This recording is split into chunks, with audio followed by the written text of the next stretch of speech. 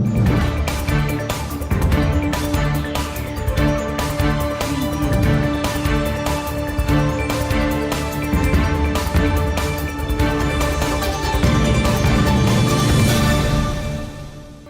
علیکم، capital 51 news کے ساتھ میں ہوں سفیر خان۔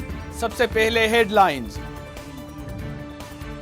92 سالہ کشمیری رہنما سید علی گیلانی سری نگر میں انتقال کر گئے۔ سید علی گیلانی طویل عرصے سے بیمار تھے۔ بھارتی فوج نے انہیں گھر میں نظر بند کر رکھا تھا۔ دوسری جانب قابض بھارتی فورسز نے پورے جموں و کشمیر کو بند کر دیا ہے۔ وادی میں کرفیو نافذ کر کے مواصلاتی رابطے بھی معطل کر دیے گئے ہیں۔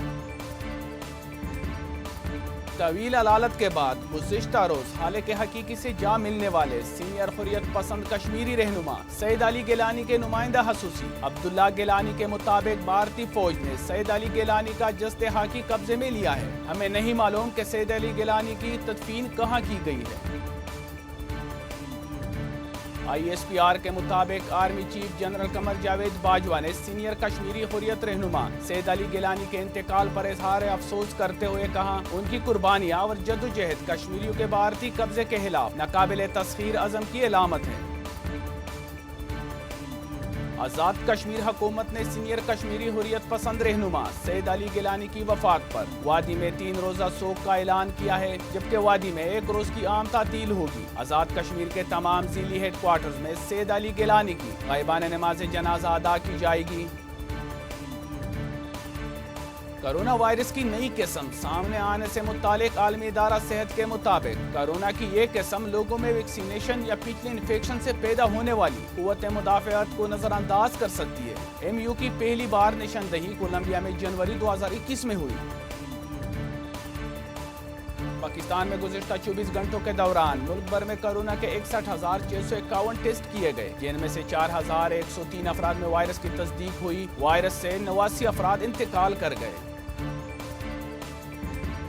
پنجاب کے 25 اضلاع میں سمارٹ لاک ڈاؤن میں 15 ستمبر تک نرمی۔ بازار اور کاروباری مراکز رات 10 بجے تک کھلیں گے۔ ریسٹورنٹ میں 50% ویکسینیٹڈ افراد کو رات 12 بجے تک انڈور ڈائننگ کی اجازت ہوگی۔ تمام مزارات بھی کھولنے کا اعلان کر دیا۔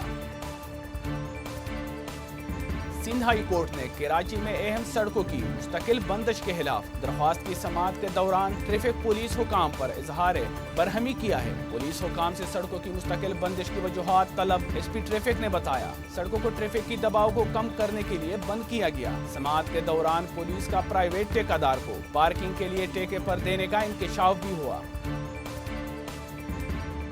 مسلم لیگ نون نے پارلیمنٹ سمیت ہر فورم پر پاکستان میڈیا ڈیولپمنٹ اتھارٹی بل کو روکنے کا فیصلہ۔ شہباز شریف کی زیر صدارت قانون روکنے کے لیے اپوزیشن کی مشترکہ کمیٹی بنانے پر اتفاق۔ PMD ایک کالا قانون ہے جس کا مقصد میڈیا کو اپنے تابع بنانا ہے۔